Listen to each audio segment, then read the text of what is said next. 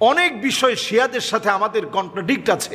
যেমন তারা যেই বিবাহকে বৈধ মনে করে, নিকাহে মিসিয়ার, ক্ষণিকের বিবাহ, টাকার বিবাহ, 1 ঘন্টার জন্য বিবাহ, এগুলো সমস্ত বিবাহগুলো জিনায়ের দরজাকে উন্মুক্ত করে দেয়।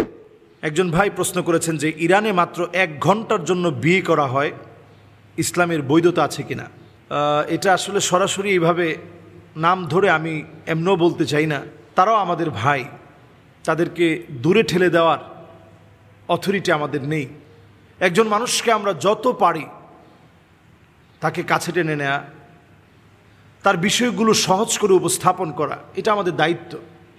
দায়িত্ববোধের এই জায়গা থেকে খুব কষ্ট নিয়ে বলছি, গত জুমাতে একটা আলোচনায় শিয়াদের বিষয়ে কিছু কথা বলার পর আমি দেখেছি অধিকাংশ মানুষই খুবই পজিটিভভাবে কথাগুলো নিয়েছে। আমি আজকে যদি এই কথা বলি, জাহেরা সিকিল্লি, আমি যে আল আজহার বিশ্ববিদ্যালয়ে পড়েছি, আজকে আলেম হওয়ার পরে আপনাদেরকে নিয়ে কথা বলার সুযোগ হয়েছে। জাহেরা সিকিল্লি একজন শিয়া ছিল যে আল আজহার বিশ্ববিদ্যালয়কে প্রতিষ্ঠিত করেছিল। ফাতিমি শাসকদের দ্বারা প্রতিষ্ঠিত জাহের সিকিল্লি ফাতিমি শাসক, তার সময় প্রতিষ্ঠিত এই প্রতিষ্ঠান আল আজহার বিশ্ববিদ্যালয়।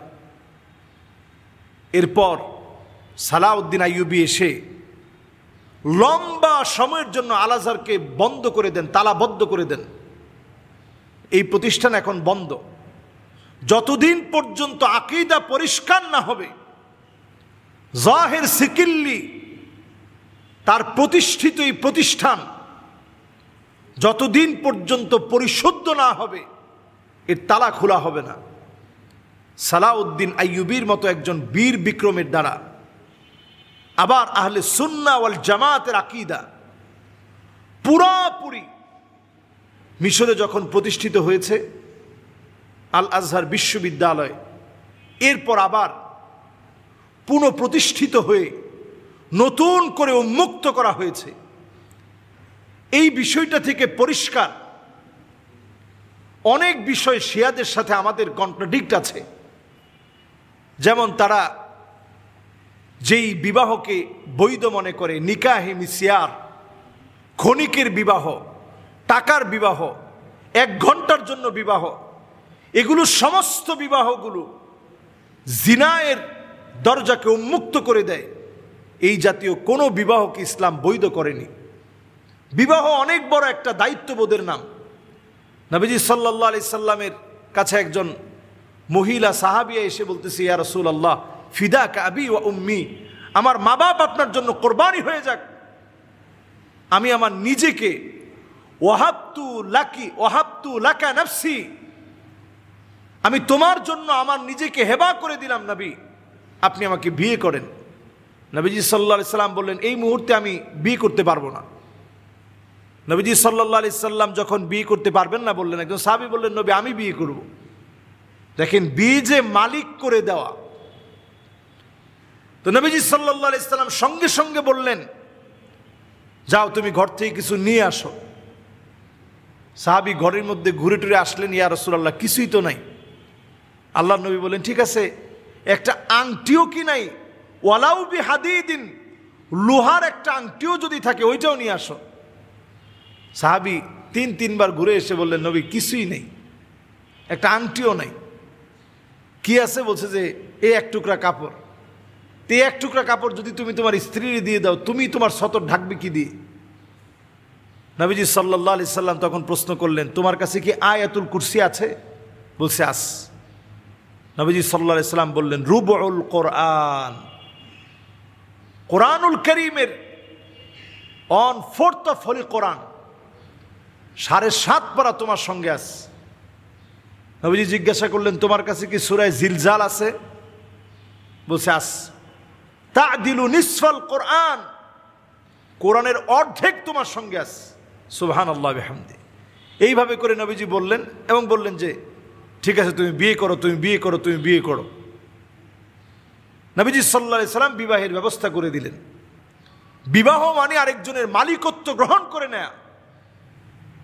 বিবাহ মানে দায়িত্ববোধ নিজের উপরে জাগ্রত করে নেয়া।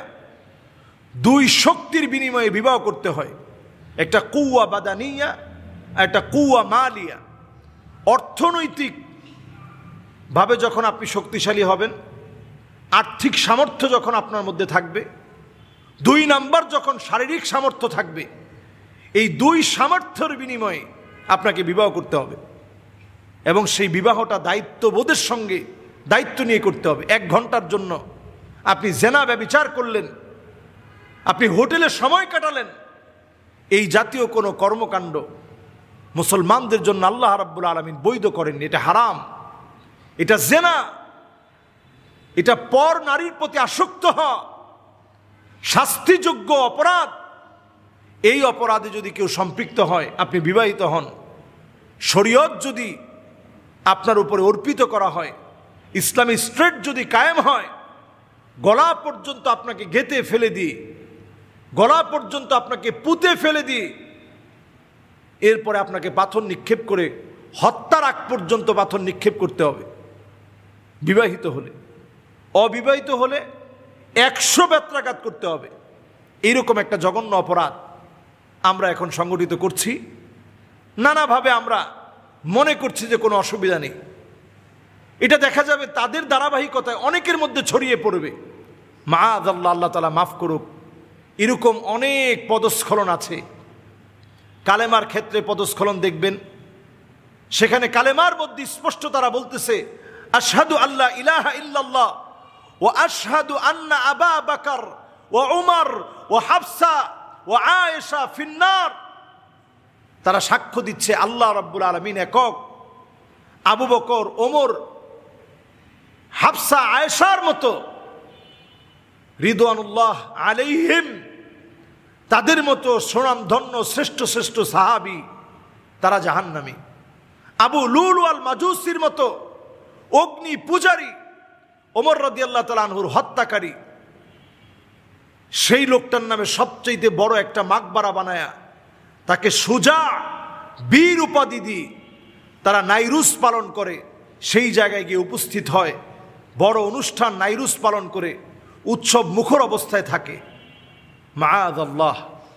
প্রিয় ভাইয়েরা, এই ক্লান্তি লগ্নে মুসলমানদের অধপতনের সময়ে সারা পৃথিবীতে যখন মুসলমানরা মাজলুম, আমরা ঐক্যের প্রচেষ্টা করি, অনেক ক্ষেত্রে আমরা চুপ থাকি, অনেক বিষয়গুলো আমরা বলতে চাই না, তারপরেও মানুষগুলোকে সজাগ করা উচিত।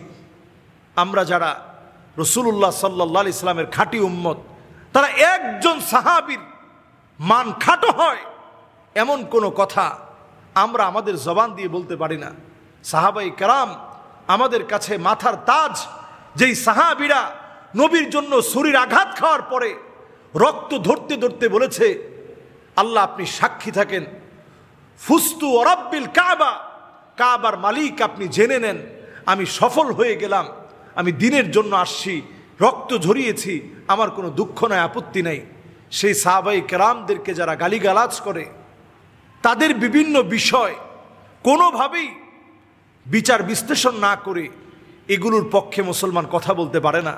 কিছু ক্ষেত্রে আমরা চুপ থাকব, যেগুলো আমাদের শরীয়ত ধ্বংস করবে, ঈমান বিধ্বংসী হবে, এই বিষয়গুলো সহজভাবে মানুষকে উপস্থাপন করে জানিয়ে দেওয়া উচিত। আল্লাহ তাআলা আমাদেরকে বোঝার তৌফিক দান করুক। আসসালামু আলাইকুম ওয়া রাহমাতুল্লাহি ওয়া বারাকাতুহু।